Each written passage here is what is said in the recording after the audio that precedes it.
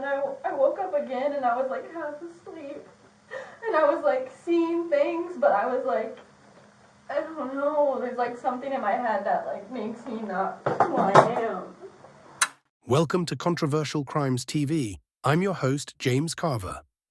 In February 2023, Morgan Taylor Lund, a 21-year-old mother, stabbed her ex-boyfriend 19 times with scissors as he slept on their couch in Oshkosh, Wisconsin. Claiming she saw a dark figure, she attacked the father of her child in a bloody frenzy. He survived, and she was convicted of attempted murder and reckless injury, sentenced to prison. Now, we dive into her interrogation. We'll talk. After that, I would like to, if you're willing, to get a blood draw from you. I don't suspect that you're under the influence of any drugs or alcohol, but I just talked to the district attorney and they advised that that would be a good idea. So we can do that by two different ways. One, if you consented to that, we would take you to the hospital and we would have that blood draw done. If you say no to the consent, then I do a court order and I get a search warrant and then we take you to get blood from you. Tell you when I know, okay? As far as what happens with you, my guess is that in the end of this, you're gonna go to jail for something. I don't know what. For how long? Well, okay, so jail is, we put you in there on a probable cause, okay? That doesn't mean you're charged with anything. We put a charge down, okay, on a piece of paper. You think I'm gonna stay at jail tonight? You will be in jail till at least Monday. Because this is Saturday, a judge comes in and signs a probable cause form. If they find probable cause, we fill out a probable cause form, they sign it. That gives the right to hold you until you get formally charged or they release you without charges, okay? Mm-hmm. And that wouldn't happen until Monday at the earliest, okay? What at the latest? Maybe Tuesday. Just with reports and getting everything together, there is a slim possibility it would be Tuesday. Okay? And I guess that's completely up to how the DA's office wants it. Our investigation will have everything done, and there is just a matter of how busy they are and how much stuff comes in over the weekend, and whether or not they charge you or make a non-charging decision. All that stuff factors in. So there's a lot of different variables to play there, okay? Mm-hmm. That's what we talked about in the car when I told you that you'd be able to see your family within the week. So this is your dad's number? Mm-hmm. Okay.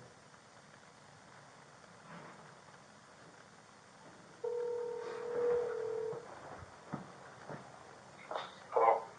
Hey, Dad. Yeah. Hi. You're on speakerphone. Yeah.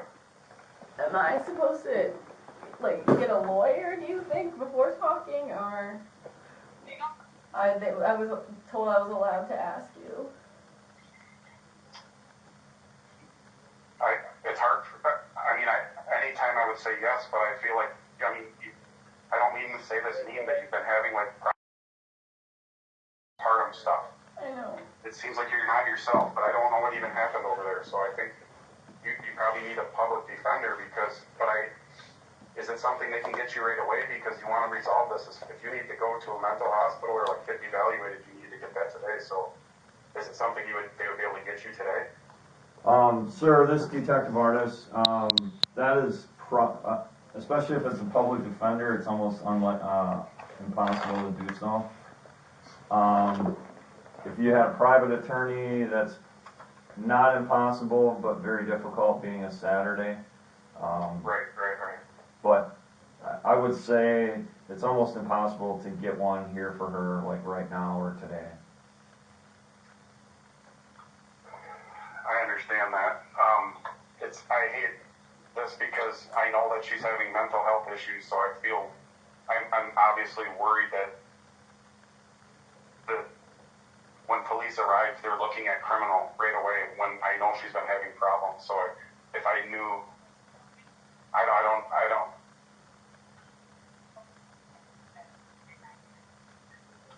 Morgan, are you there? Mm-hmm. Do you feel okay to talk to them about an attorney? Or would you want to wait to have an attorney? No, I feel okay.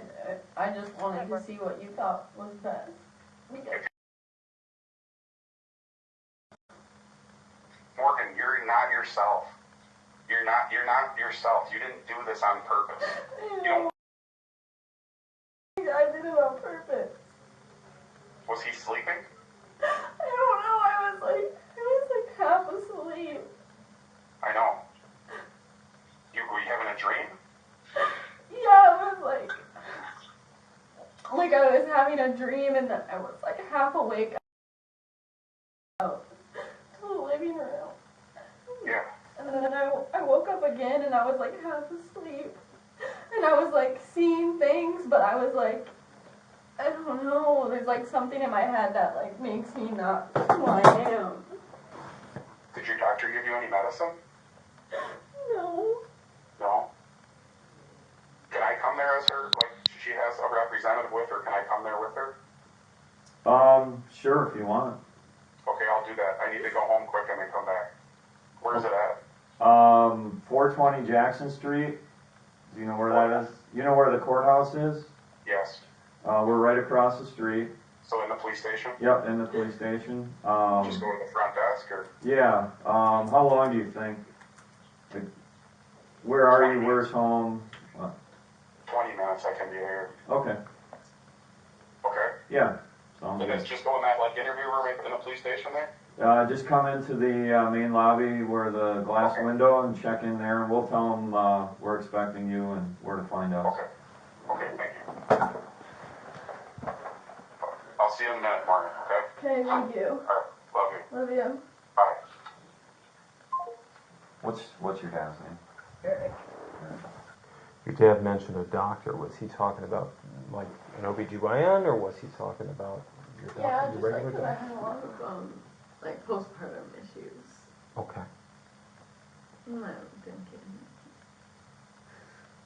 I always am like just like kind of embarrassed to talk about like anything that's like abnormal, like if I'm like, depressed or anything like that.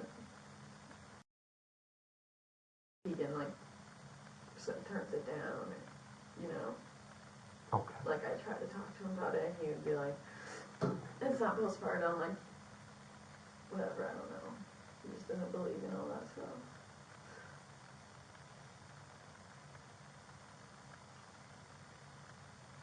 I did talk to my dad a little bit about it, but not like in depth. Like it was a long time ago.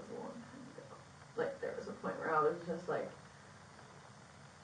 crying every single day. Like I couldn't even remember. Born like it just felt like not even like real life. Mm. I don't know.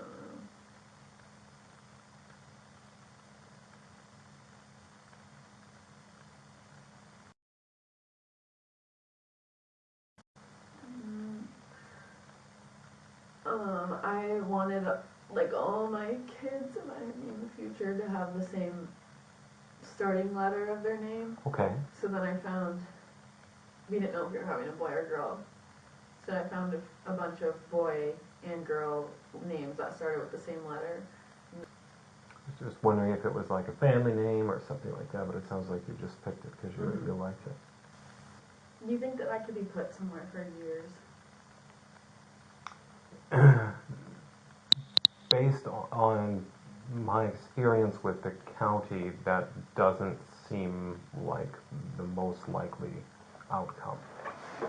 But again, like the detective was saying, we can't predict what will or won't happen. But you've never had any legal trouble in the past, is that right? Besides the stealing. Right, but as far as like, you know, like domestic, any kind of violence, yeah. Do you bring a lot of people to Winnebago? That's my area of the city, so I go out there a fair amount. Sometimes it's picking people up, like who have warrants or whatever, where you guys are releasing them to me, but... Yeah, I feel like I've seen some people from here drop people. Yeah, we definitely have a lot of contact up there, I would say. in a fight up there, I think she got her hair pulled and got punched in the head a few times. In the Yep, I came on the shift after that one. okay. I had the day before that, actually, the same patient, I had to have a police officer come over there. So I was punched right here, and she spit on my face, and she has, like, herpes or something. Oh, So, I'm really worried about that. yeah, I'm blanking on her name right now, but it seemed as though she had a long history of some kind of violent attack or another. Mm-hmm. As far as trying to get stuff assessed or figuring out exactly what medication might best suit you, I would recommend trying to get an appointment with. Do you have a general practitioner of your own? Not here. No. I only have, Okay. like, I have health insurance, but I never got it set up. I like, don't have much time off from work to, like, get things set up. Okay. Well, I would recommend trying to get in front of a psychiatrist instead of just like a regular physician, because even though a physician can prescribe you medications, the psychiatrists have a much better handle on exactly what meds are effective for exactly what symptoms, because that's their specialty. Like, that wasn't trying to hurt him. Yeah, I can try to communicate that to them. Neither myself nor the detective know where things are at with him at the moment, but... The officer is now heading to meet the dad so they can continue the questioning. I'm Miles Bennett. I was the first officer out there. Right now she's in with the detective. I was in there a minute ago. I came out to talk to you. Yeah, if you want. So, how much do you know about what's happened this morning? Not too much. My son called me a couple times. I didn't answer, and when I called him back, I think he was probably calling you guys and stuff. But he said she was like sleeping and she had a bad dream, or she said she didn't know where she was and stuff, and she didn't know what was going on.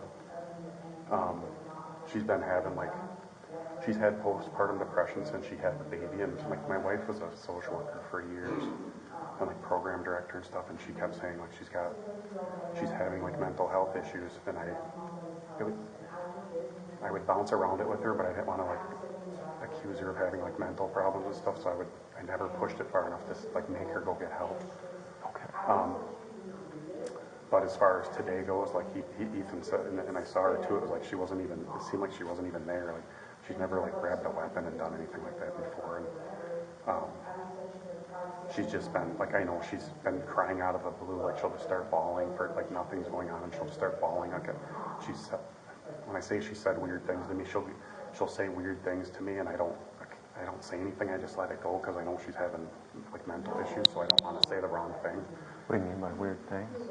No, just weird. Like she'll not just talking about or weird stuff. Like I don't know. Like I can't think of a specific example. Just like weird, not like weird crazy stuff, but like talking about stuff that we weren't talking about or something. And like it's just like she's different. She's way different. And then I'm pissed at myself because we wanted her to get a good job and everything, and now she's like, now that this happened, I'm thinking, I told my wife, how stupid are we?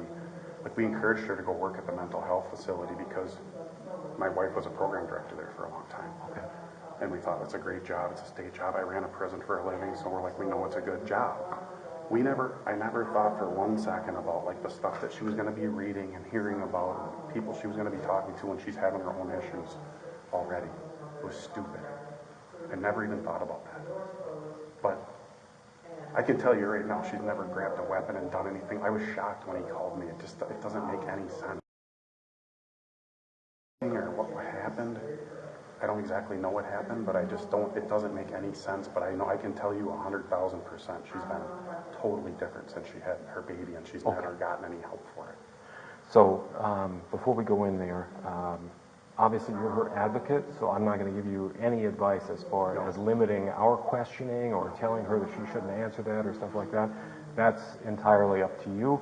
But as far as what I would advise you not to do is be very careful about offering information or starting to answer questions for her or with her or remind her of things. They may be good things, it may be valid input, but she's got to answer questions on her own. And it can undermine her defense later if something came from you instead of from her. I'll also tell you it may be a little bit shocking, parts of her story, so I'm going to, I guess, remind you that it's important that she not feel judged whenever she's in there, because she has described essentially hallucinating a figure that has appeared to her multiple times over the last 6 months. It sounds like that's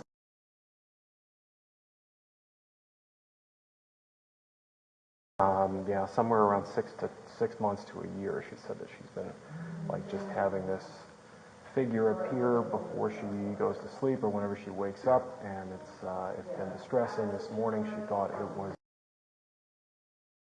and so her initial account today was that she was reacting to that. So I want you to be aware that she may be saying some things that you don't expect. No, I wouldn't. Give me one second. Yes. So Dad's here. He's just trying to figure out whether or not he thinks it's a good idea. I guess he's gotten a hold of an attorney through another attorney he knows, who gave him some kind of just general advice. So he's right now talking to the detective and figuring out,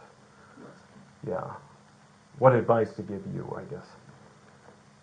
So he's gonna come in here though. Yes. So then after this, I go to the hospital to get the blood drawn. Is that what the detective said?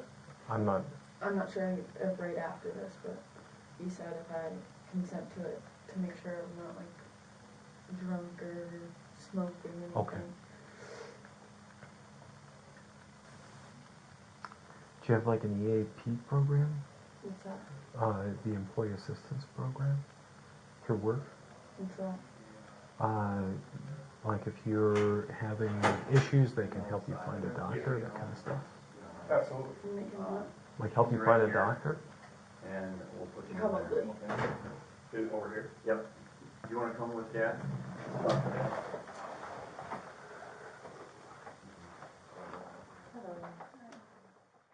Thank you for watching Controversial Crimes TV.